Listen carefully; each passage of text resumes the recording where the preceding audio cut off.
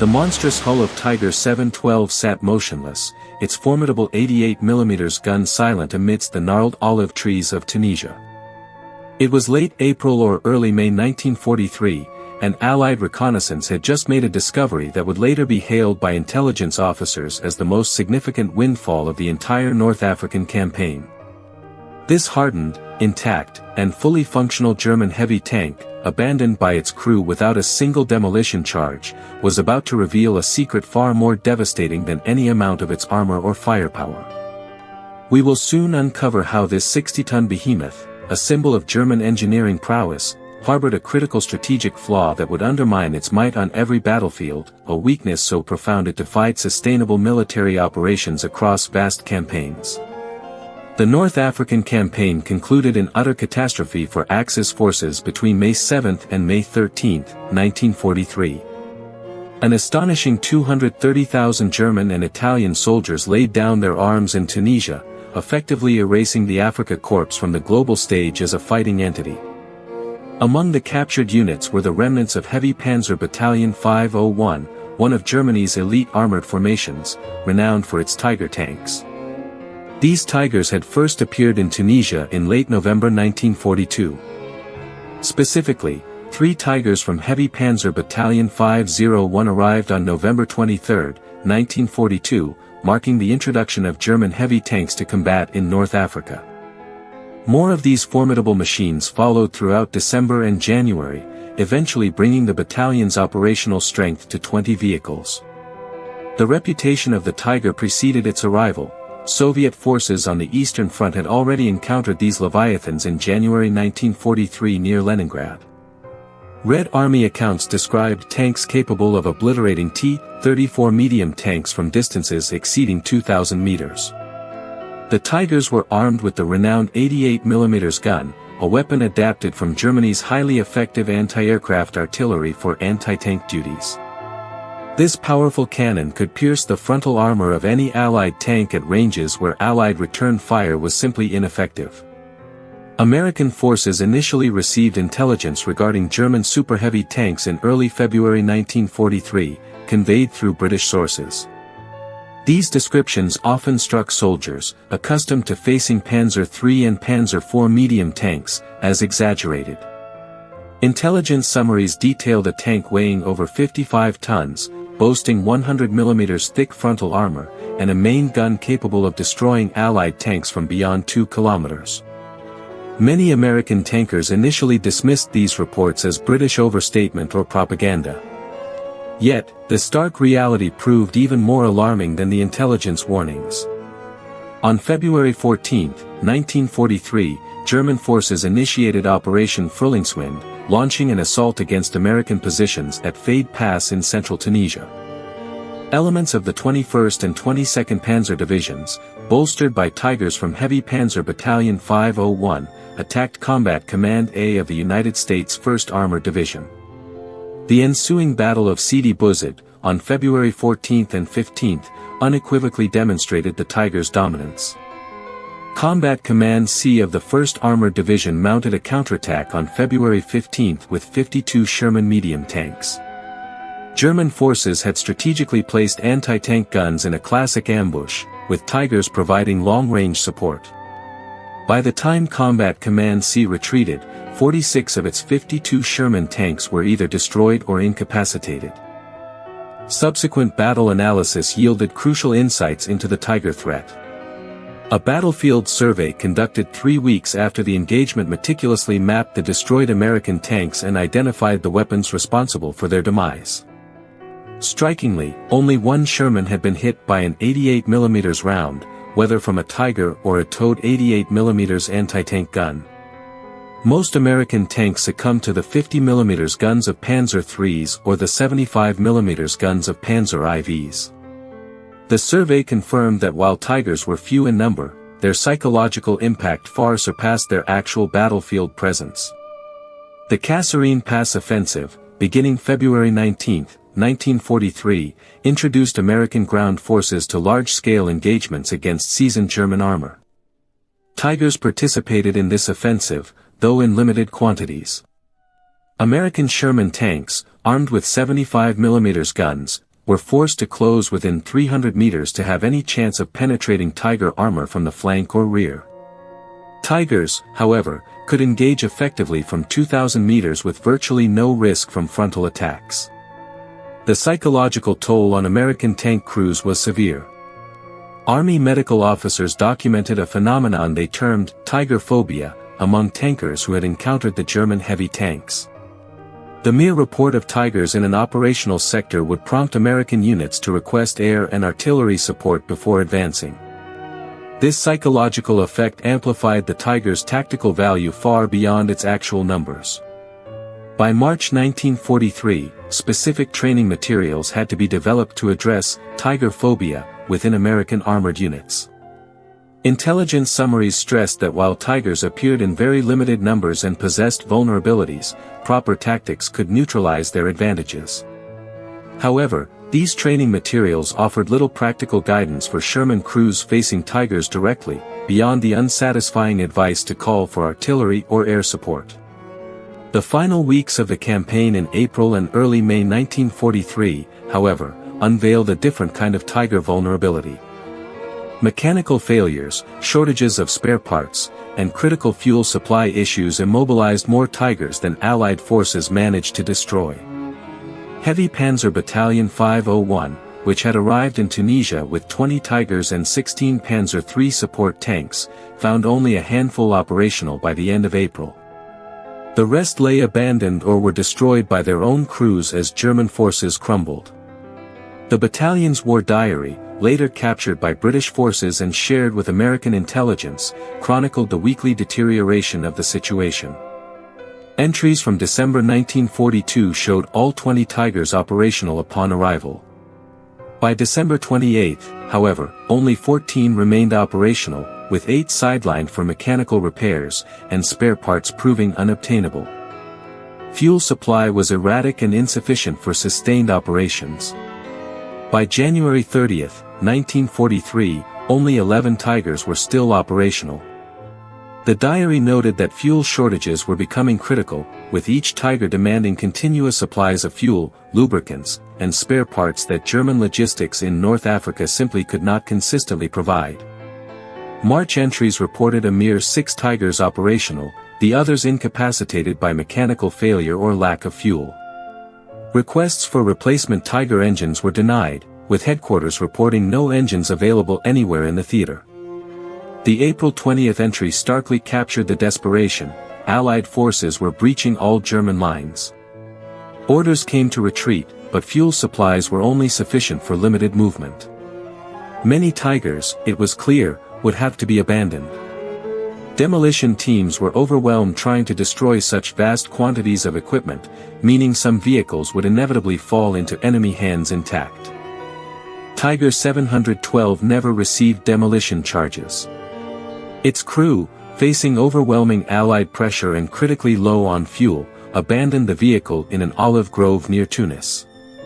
Whether they anticipated demolition teams would eventually reach it, or simply fled for survival, remains unknown. The sheer chaos of total military collapse left many such questions unanswered. Major George F. Barnes, a U.S. Army Corps of Engineers officer, documented the discovery of Tiger 712 on June 9, 1943. His report noted the tank sat functional and intact in an olive grove alongside other abandoned German vehicles, including at least 2 other Tigers and a Panzer III. The grove appeared to have functioned as a field workshop, with 1 Tiger having its engine covers removed. While 1 Tiger had been completely destroyed by demolition, Tiger 712 remained untouched. This discovery electrified Allied intelligence communities. Colonel George B. Jarrett, chief of the Foreign Material Branch at Aberdeen Proving Ground in Maryland, received immediate notification that American forces had secured an intact Tiger. This represented an unprecedented intelligence opportunity. Allied forces had been fighting Tigers without a complete understanding of their capabilities or limitations. Now, they possessed one to meticulously examine, measure, test, and analyze in every detail. The recovery operation itself highlighted the Tiger's immense size and weight. Tiger 712 weighed 56.9 tons in its combat configuration. American M31 tank recovery vehicles were designed for 30-ton Sherman tanks. Moving the Tiger necessitated multiple recovery vehicles working in tandem, supplemented by bulldozers and specialized heavy equipment. The convoy transporting Tiger 712 from its capture site to Tunis port primarily moved under the cover of night to avoid any lingering Luftwaffe attention, though by May 1943, German air power over Tunisia had effectively vanished. Engineers had to assess the load-bearing capacity of every bridge, as some roads simply could not support the combined weight of the Tiger and its transport trailer. The journey, which would normally take 4 hours, stretched into 3 days. At Tunis port, loading the Tiger onto a ship presented another formidable challenge. The combined weight of the tank and its shipping cradle exceeded 65 tons, requiring heavy lift cranes rated for 70 tons or more. Support engineers ultimately located suitable equipment and loaded Tiger 712 aboard the Liberty ship SS Samuel P. Bush for its Atlantic crossing. The voyage commenced in the first week of October and lasted approximately 3 weeks, with the ship docking at Norfolk, Virginia, in early July 1943. From Norfolk, Tiger 712 traveled by special reinforced flatbed rail car to Aberdeen Proving Ground in Maryland, arriving in mid-July 1943. Aberdeen Proving Ground served as the United States Army's primary testing and evaluation facility for ordnance and armored vehicles. Engineers and intelligence officers had been preparing for months, diligently studying captured German technical manuals, translating operating documents, and compiling battlefield intelligence reports. Brigadier General Gladeon M. Barnes, Chief of Research and Development for Army Ordnance, issued explicit instructions to the Aberdeen testing teams. The captured Tiger represented an unparalleled opportunity to thoroughly evaluate the most dangerous enemy tank. Testing would be comprehensive, encompassing armor protection, armament effectiveness, mechanical reliability, mobility characteristics, and, critically, logistical requirements, including fuel consumption and operational range. Initial inspection revealed sophisticated German engineering. The Tiger employed an interleaved road wheel arrangement with torsion bar suspension, providing superior weight distribution and cross-country performance. Its Maybach-Oliver transmission featured 8 forward and 4 reverse gears, allowing the Tiger to move as swiftly backward as forward, a valuable characteristic for tanks fighting defensively. The famous 88mm KWK-36L/56 gun could fire armor-piercing rounds at muzzle velocities exceeding 900 meters per second with exceptional accuracy. The Tiger's armor protection deeply impressed American engineers. Frontal hull armor measured 100 mm thick, with frontal turret armor also 100 mm, and the gun mantlet varying from 120 to 200 mm. Side hull plates were 60 mm thick, with side superstructure armor at 80 mm. This level of armor protection rendered the Tiger effectively invulnerable to most Allied anti-tank weapons when engaged frontally. However, Aberdeen engineers noted something in the captured German technical specifications that demanded immediate attention. Fuel capacity and consumption figures raised serious questions about the Tiger's operational sustainability. The tank carried 532 liters of fuel, approximately 140 US gallons, in 4 fuel tanks located in the rear compartments.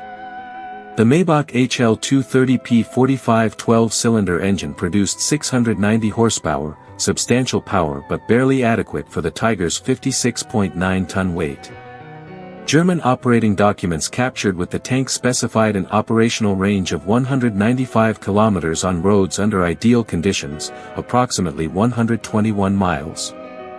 Off-road range was listed as 110 kilometers, roughly 68 miles. These figures immediately concerned American engineers familiar with Sherman operational ranges. Even accounting for the Tiger's greater weight, the operational range seemed remarkably short. The testing program at Aberdeen ran from July 1943 through January 1944, a 6-month period of intensive evaluation covering every facet of Tiger performance. Fuel consumption testing received the highest priority because it directly impacted operational capabilities. American military doctrine emphasized mobile warfare, requiring armored units to operate deep in enemy territory, sometimes hundreds of miles from supply bases. A tank with limited operational range, regardless of its tactical superiority, posed severe strategic limitations. Tests on paved roads at a steady cruising speed confirmed German specifications. Tiger 712 consumed approximately 195 liters per 100 kilometers on roads equivalent to roughly 1.2 gallons per mile. This yielded a theoretical maximum range of approximately 117 miles with a full 140-gallon fuel capacity, closely matching German claims of 121 miles. However, cross-country testing revealed dramatically worse fuel consumption. Aberdeen's rough terrain course included hills, mud, sand, water crossings, and obstacles, simulating combat conditions. Test runs over 32-mile courses with frequent speed changes consumed 132 gallons, leaving only 8 gallons remaining from the original 140-gallon load. This represented fuel consumption of 4.125 gallons per mile, reducing operational range to approximately 34 miles under realistic cross-country conditions. Combat simulation tests produced even more alarming data. Test crews performed realistic combat tasks, including rapid acceleration and deceleration, frequent directional changes, turret traverse operations, extended idling periods simulating observation, and intensive radio use. Under these intense combat conditions, fuel consumption reached 6.1 gallons per mile, and operational range plummeted to approximately 23 miles before fuel exhaustion. The test results painted a devastating strategic picture. The Tiger tank, while supremely capable in direct combat, could not sustain extended mobile operations. Its massive fuel appetite demanded continuous resupply in quantities that would strain any logistics system. Under combat conditions, a Tiger battalion would require enormous fuel deliveries simply to remain mobile. Aberdeen engineers calculated the logistical burden. Each Tiger in active combat operations required approximately 1,500 to 2,000 gallons of fuel weekly. A battalion of 20 Tigers needed 30,000 to 40,000 gallons weekly just for the Tigers themselves, not accounting for support vehicles, half-tracks, trucks, reconnaissance vehicles, and other equipment essential to battalion operations. For comparison, American intelligence compiled fuel requirements for Sherman-equipped units. A typical American tank battalion with 53 Sherman tanks required approximately 65,000 gallons weekly, including all battalion vehicles. German heavy tank battalions, with only 20 Tigers, required nearly as much fuel for less than half the number of tanks. When support vehicle requirements were included, German heavy tank battalions actually consumed more total fuel than American medium tank battalions, despite fielding less than 40% as many tanks. Colonel Barnes compiled Aberdeen testing data into classified intelligence reports distributed to all Army Armor Commands in October 1943. The reports emphasized that Tiger tanks possessed formidable combat capabilities, including armor protection superior to all Allied tanks and main armament effective beyond 2,000 meters. However, a critical vulnerability had been identified. Fuel consumption limited operational range to approximately 120 miles under ideal road conditions, reduced to 30 to 40 miles under realistic combat conditions. German logistics would have to provide continuous fuel supply or Tigers would become immobilized. Immobilized Tigers cannot fight.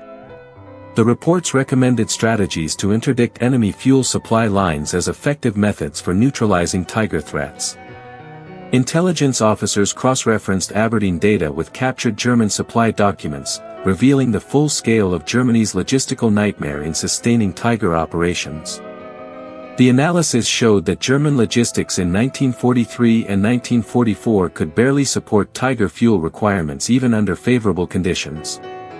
With Allied air power systematically destroying German supply lines, fuel shortages would inevitably cripple Tiger effectiveness. The Tiger's fuel consumption explained mysterious operational patterns Allied intelligence had observed throughout 1943. German heavy tank battalions rarely operated more than 30 to 40 kilometers from established supply bases. Tigers avoided prolonged movements when possible. They frequently assumed static defensive positions rather than pursuing defeated enemies. This was not merely tactical preference but logistical necessity, imposed by limited operational range. Captured German unit war diaries from multiple fronts confirmed the analysis. The heavy SS Panzer Battalion 101 war diary from Normandy in summer 1944 documented recurring fuel shortages. A July 8 entry reported excellent combat results, with 16 Sherman tanks and 3 Cromwell tanks destroyed for the loss of 1 Tiger to mechanical failure. However, fuel supplies were exhausted after 4 hours of combat. The battalion sat immobile, awaiting fuel trucks while Allied forces withdrew. Pursuit was impossible due to fuel shortage. A July 20 entry reported fuel allocation reduced by 40%, with orders to conserve fuel strictly. Tigers were restricted to defensive positions only, with no offensive operations authorized until the fuel situation improved. The entry lamented that the best tanks in Europe sat idle for want of fuel. An August 6 entry reported 3 Tigers abandoned during the withdrawal from the Falaise pocket. All were mechanically functional but had empty fuel tanks with no fuel available for movement. Demolition charges were placed, but crews were uncertain if detonation succeeded. Crews evacuated on foot. British intelligence shared captured documents showing identical patterns on other fronts. Heavy Panzer Battalion 503 records from Italy told the same story of combat effectiveness crippled by the inability to maintain fuel supplies. Everywhere Tigers operated, fuel shortages limited their effectiveness. American intelligence distributed tactical guidance based on Aberdeen findings to all combat units by November 1943. The guidance advised that when encountering Tigers, units should avoid direct frontal engagement when possible. Instead, maneuver to force Tigers to reposition. Each mile a Tiger moves consumes significant fuel reserves. Extended maneuvering exhausted Tiger fuel supplies rapidly.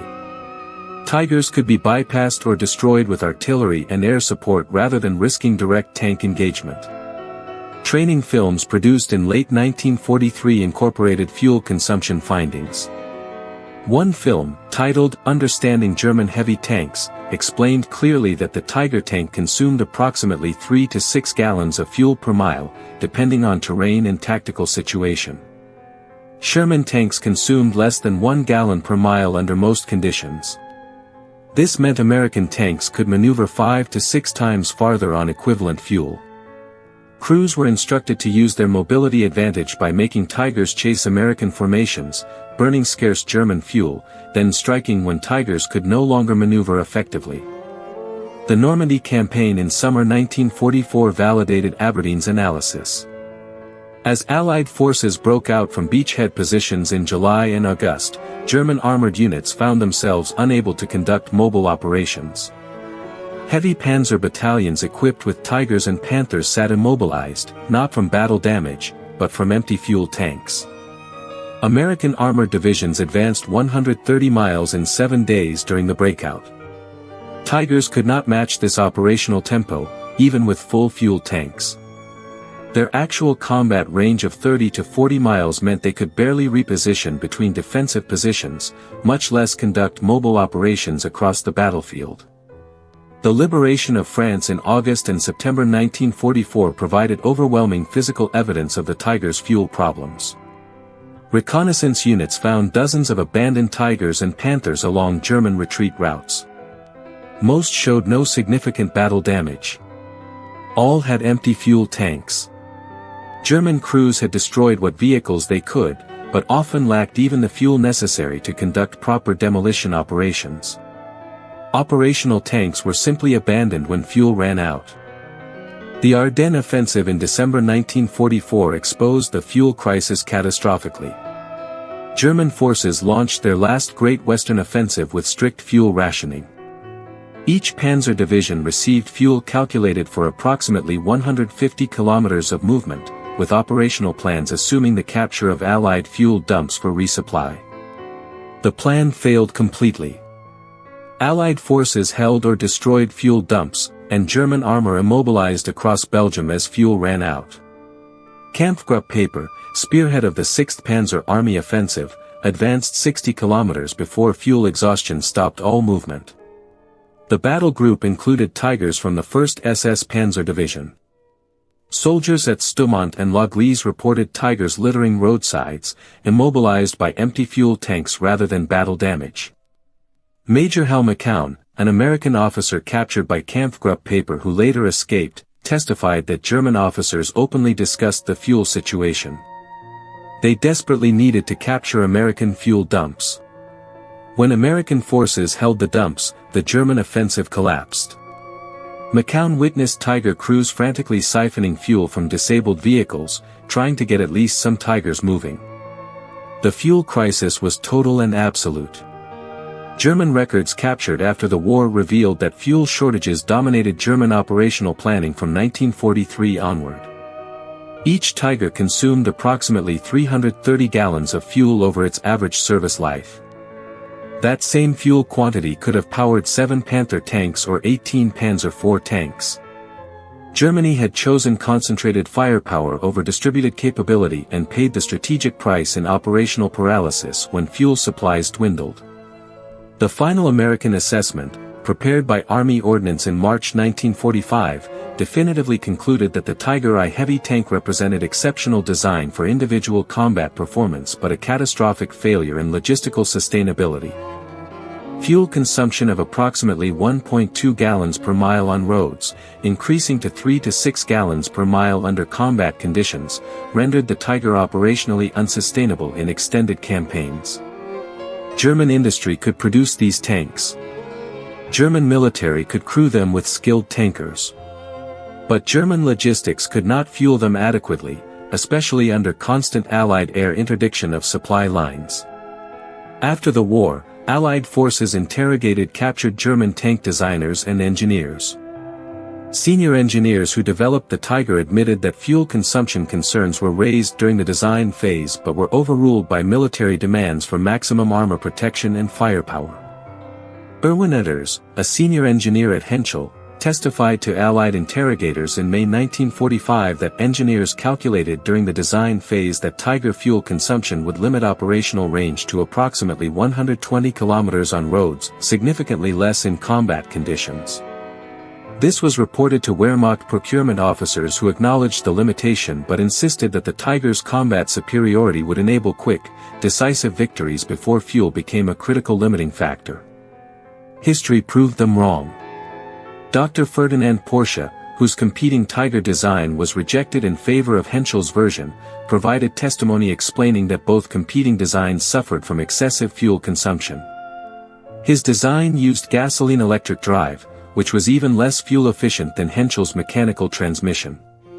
Engineers knew that no heavy tank weighing 55 to 60 tons could achieve acceptable fuel economy with the technology available in 1942. But military leadership demanded the heaviest armor and most powerful guns, regardless of logistical consequences.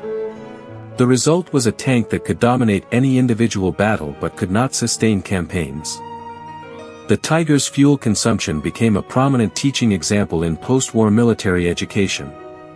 The United States Army Command and General Staff College used it extensively in logistics courses to illustrate a fundamental principle: a weapon that cannot be sustained in combat is not an effective weapon, regardless of tactical performance. The Tiger tank, despite its fearsome reputation and genuine tactical superiority, ultimately proved this principle through thousands of examples across European battlefields. Superior tactical performance without logistical sustainability equals strategic failure. Tiger 712 remained at Aberdeen Proving Ground as a training exhibit until 1989, serving for 46 years as a physical reminder of the importance of logistics in armored warfare. The tank that had terrorized Allied crews in 1943 became a classroom tool, teaching the critical relationship between tactical capability and strategic sustainability. Generations of American armor officers studied it, learning lessons about balancing firepower, protection, and mobility with sustainable logistics. In 1989, Tiger 712 was loaned to Germany for restoration and display. It eventually returned to the United States and currently resides at Fort Moore, Georgia, formerly Fort Benning, as part of the United States Army Armor and Cavalry Collection.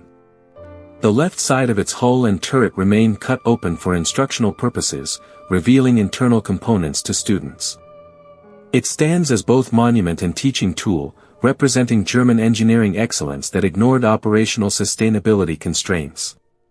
The capture and testing of Tiger 712 provided intelligence that fundamentally shaped Allied tank tactics for the remainder of World War II. American tank crews learned that the fearsome Tiger possessed a vulnerability more significant than any weakness in its armor scheme.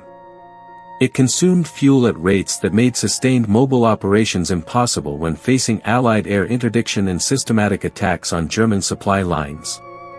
Understanding this vulnerability allowed Allied forces to develop effective counter-tactics that neutralized the Tiger's advantages without requiring equivalent armor or firepower.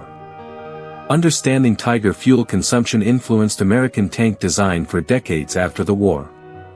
The M48 Patton tank, developed in the 1950s, achieved better than 1 mile per gallon fuel economy despite weighing 47 tons and mounting a powerful 90mm gun. American engineers remembered that mobility depends fundamentally on fuel efficiency, and fuel efficiency demands disciplined engineering choices, balancing multiple competing requirements. The lessons learned from Tiger 712 ensured that operational range remained a critical design parameter for all subsequent American armored vehicles. Modern main battle tanks continue the legacy of balancing firepower, protection, and mobility with sustainable logistics.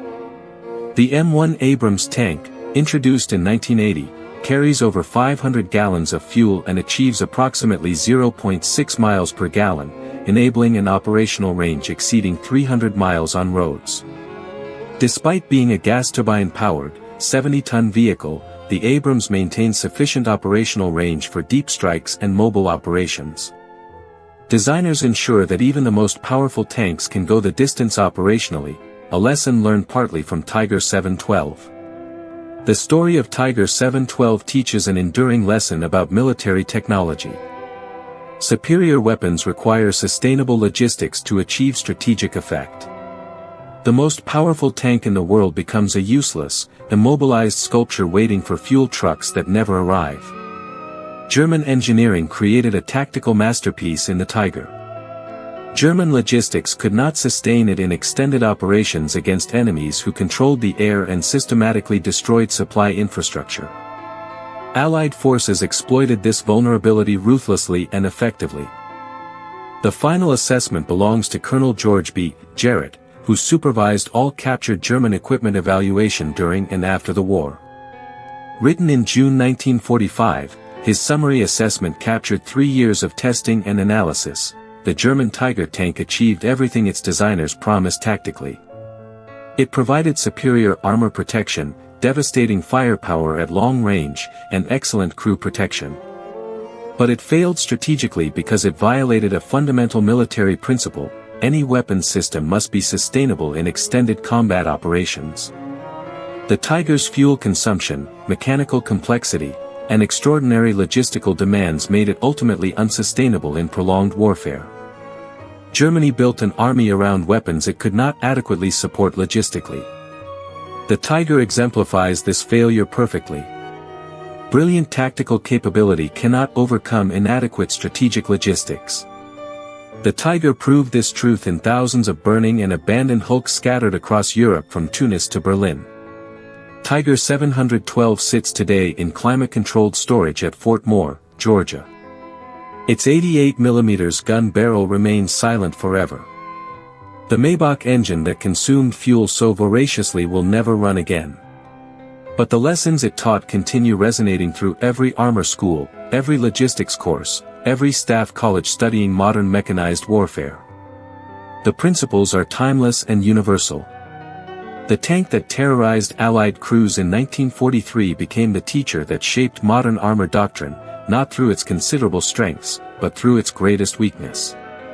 The Tiger could dominate any single battlefield through superior firepower and protection, but it could not reach distant battlefields, could not sustain extended operations far from supply bases, and could not survive the systematic fuel starvation that Allied air power and logistics targeting inflicted on German forces. A tank that travels only 120 miles on a full tank of fuel under ideal conditions, reduced to 30 miles under combat conditions, cannot win wars spanning entire continents. Germany learned this lesson through thousands of abandoned Tigers from North Africa to Normandy, to the Ardennes, to Berlin. America learned it through systematic testing of Tiger 712 and built an armored force that prioritized operational sustainability alongside combat capability. In mechanized warfare, the side that can sustain operations across distance and time wins. The Tiger forgot that fundamental rule. History never forgave the oversight. The capture and testing of Tiger 712 ensured that Allied forces understood completely that firepower means nothing without fuel to reach the battlefield. Armor protection means nothing without mobility to exploit tactical success.